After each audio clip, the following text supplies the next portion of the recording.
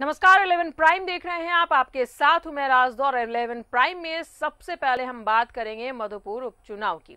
मधुपुर उपचुनाव को लेकर जेएमएम रेस है। आज जेएमएम की कार्यकारिणी और विधायक दल की बैठक में मधुपुर के दंगल के लिए रणनीति बनाई गई। रांची में जेएमएम के केंद्रीय अध्यक्ष शिबू सोरेन की अध्यक्षता में पार्टी की कार्यकारिणी के साथ विधायक दल की बैठक हुई। बैठक में मधुपुर उपचुनाव को लेकर रणनीति बनाई गई है। फैसला हुआ है कि जिस क्षेत्र में जिसका प्रभाव होगा उस क्षेत्र में वो प्रचार करेगा, भीड़ नहीं लगाई जाएगी। और क्या कुछ ये रणनीति बनाई गई है, देखें इस रिपोर्ट में। रांची में जेएमएम के केंद्रीय अध्यक्ष शिबू सोरेन की अध्यक्षता में पार्टी के कार्यकारिणी के साथ विधायक दल की बैठक हुई। बैठक में मधुपुर उपचुनाव को लेकर रणनीति बनी। फैसला हुआ कि जिस क्षेत्र में जिसका प्रभाव है उस क्षेत्र में वो प्रचार करेगा, भीड़ नहीं लगाई जाएगी। इन्फ्लुएंशियल ग्रुप्स हैं, जो वैसे लोग जिनका समाज पर प्रभाव हो सकता है, उनको वैसे इलाके चिन्हित करके उस इलाकों में काम करने की जवाबदेही दी जाएगी। जो संगठनात्मक रूप से संगठन में बेहतर काम कर सकते हैं, संगठन उनको संगठन की जवाबदेही देकर भेजेगा। और निश्चित रूप से हम ये मान के चलते हैं कि कोई भी चुनाव बहुत महत्वपूर्ण होता है, और जब हमारा मुकाबला एक ऐसी पार्टी से है जो इलेक्शन मशीन के तौर पर काम करती है, तो निश्चित रूप से हम लोग भी कोई कोताही या कोई कमी नहीं छोड़ने जा रहे हैं। लोग मिला जनता से, एक एक जनता से संपर्क करना है। और राज्य के इस उपचुनाव में झारखंड मुक्ति मोर्चा का प्रत्याशी होने के नाते पार्टी के तरफ से विशेष हम लोगों ने अपना एक अभियान के तहत जनता से मिलेंगे और सरकार को उपलब्धि बताएंगे। वहाँ पर जो 66 पंचायत है उसको सेक्टर वाइज हम लोगों ने बांटने का काम किया। और पार्टी के एक एक पदाधिकारी, चाहे वो विधायक हो, चाहे मंत्री हो, चाहे अन्य जो लोग हैं, वो सेक्टर वाइज काम करेंगे। और सेक्टर को भी हम लोगों ने 11 क्लस्टर में बांटने का काम किया है। और हमको लगता है कि एक बहुत बड़े मार्जिन के साथ, हमको लगता है कि झारखंड का सबसे बड़ा मार्जिन का चुनाव मधुपुर हम लोग निकाल कर रखेंगे। सबकी अपनी अपनी रणनीति है। शुक्रवार को गठबंधन की बैठक के बाद शनिवार जेएमएम की रणनीति का दिन था। जनता को तय करना है उसके लिए मुद्दा क्या है। रांची से न्यूज़ 11 भारत के लिए राकेश की रिपोर्ट। तो पार्टियों ने पूरे जोर शोर के साथ नई रणनीति बना रही है। चाहे वो हम बीजेपी की बात करें, चाहे हम जेएमएम की बात करें, अपने अपने कैंडिडेट को जिताने के लिए पुरजोर कोशिश की जा रही है। राकेश हमारे साथ बने हुए। राकेश, मधुपुर हॉट होता जा रहा है और इस बात की तस्दीक बैठकों के दौर से ही पता चल रही है।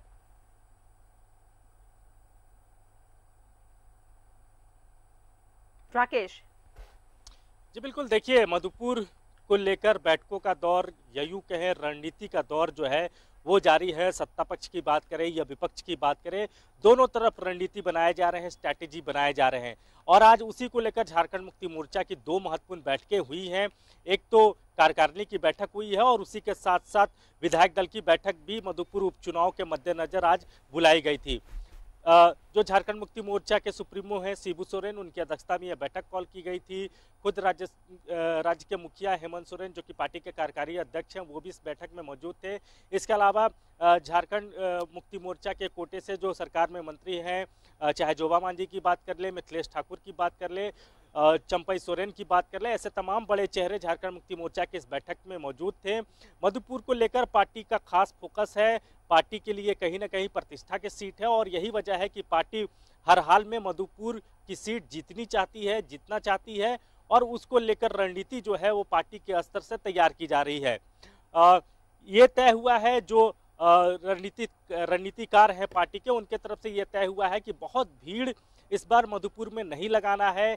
जिनकी उपयोगिता मधुपुर में ज़्यादा है वैसे चेहरों को ही पार्टी जो है वहां लगाने का काम करेगी। उन्हीं चेहरे को जिम्मेदारी ज़्यादा से ज़्यादा दी जाएगी, चाहे वो झारखंड मुक्ति मोर्चा के चेहरे हों, चाहे महागठबंधन के दूसरे साथी कांग्रेस की बात कर ले या आरजेडी की बात कर ले या फिर वाम दलों की बात कर ले, लेफ्ट की बात कर ले।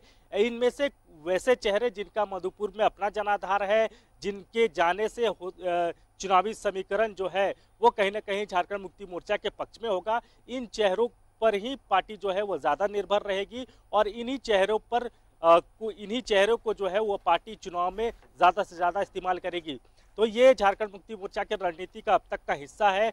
दूसरा जो उनके रणनीति का हिस्सा है कि राज्य सरकार के जो 1.5 साल के कामकाज है, जिस तरीके से सरकार ने कोरोना के मद्देनजर जो सरकार का परफॉर्मेंस रहा है, जो सरकार की योजनाएं धरातल पर अब तक नजर आ रही है, उन तमाम उपलब्धियों को जो नेता हैं झारखंड मुक्ति मोर्चा के या फिर महागठबंधन के जो दूसरे दल के जो नेता हैं, वो सरकार की उपलब्धियों को मधुपुर के जनता के समक्ष ले जाएंगे और ये बताने की कोशिश करेंगे कि उनकी सरकार के 1.5 साल की उपलब्धि क्या रही।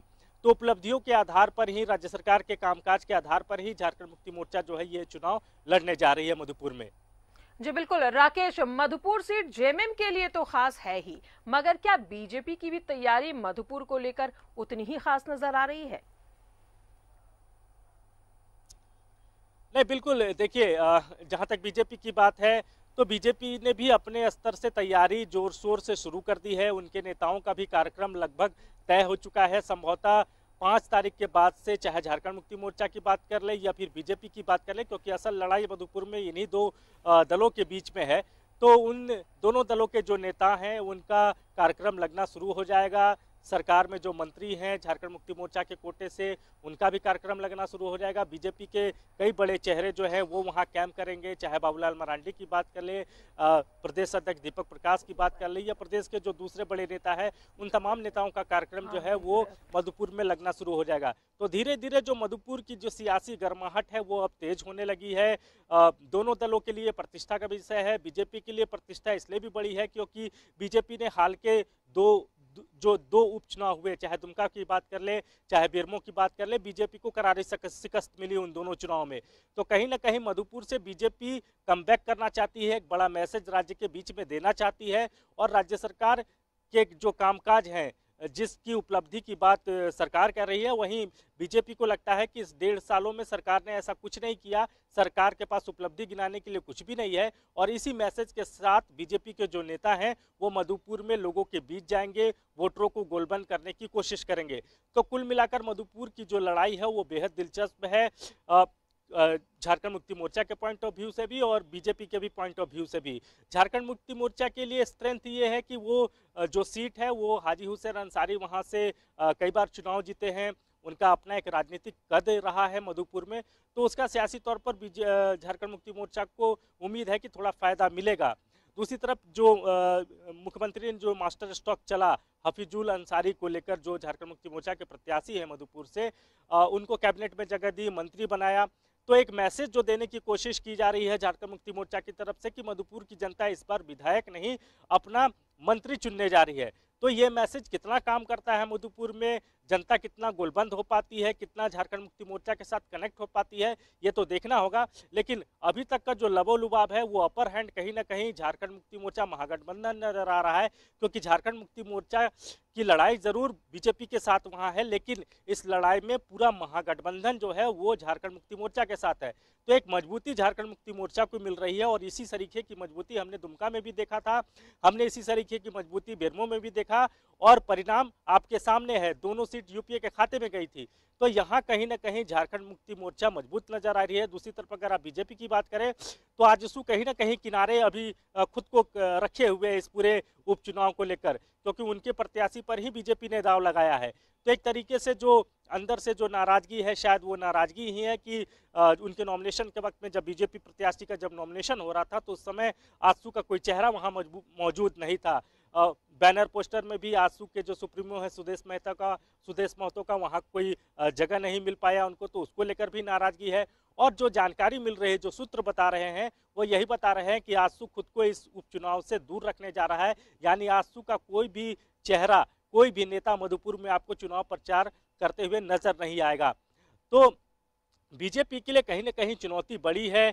एक तो साइकोलॉजिकल इम्पैक्ट भी होता है कि आप दो उपचुनाव हार चुके हैं, ये तीसरा उपचुनाव है, तो साइकोलॉजिकली अगर आप देखें तो बीजेपी कहीं ना कहीं थोड़ा सेटबैक है बीजेपी के लिए, और झारखंड मुक्ति मोर्चा थोड़ा अपर हैंड है। लेकिन चुनाव है, जब तक चुनाव बहुत नज़दीक नहीं आ जाता है, समीकरण जब तक, क्योंकि चुनाव में पल पल समीकरण बदलते रहते हैं। फिलहाल दोनों दल बहुत मजबूती के साथ इस चुनाव को लड़ना चाहते हैं, और दोनों के लिए, चाहे झारखंड मुक्ति मोर्चा के लिए कह ले, महागठबंधन के लिए कह ले, या फिर विपक्ष के लिए कह ले, ये कहीं ना कहीं मधुपुर की जो सीट है वो प्रतिष्ठा की सीट है। बिल्कुल बिल्कुल राकेश, जिस तरीके से इस जोर आजमाइश चल रही है, दोनों ही पार्टियां अपने अपने कैंडिडेट को जिताने के लिए जी तोड़ मेहनत कर रही है। आज जेएमएम कार्यकारिणी और विधायक दल की बैठक हुई, नई रणनीति बनाई गई है। गुरुजी की अध्यक्षता में इस बैठक का आयोजन किया गया है।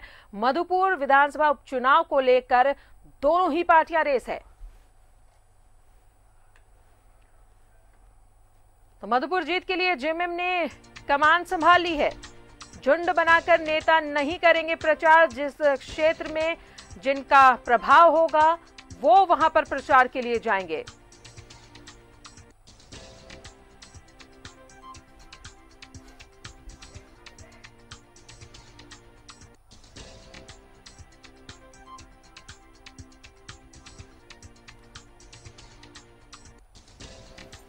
मधुपुर में जेएमएम का मंत्र, मधुपुर चुनाव को लेकर बैठकों का आयोजन किया जा रहा है। मधुपुर जीत के लिए जेएमएम ने कमान संभाल ली है।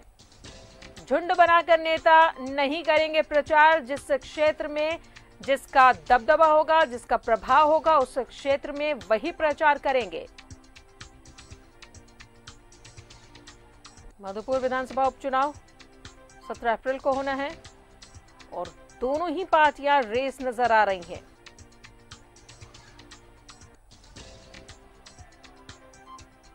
मधुपुर उपचुनाव को लेकर बैठक में रणनीति बनी। जेएमएम ने पूरी तरीके से कमान संभाल ली है।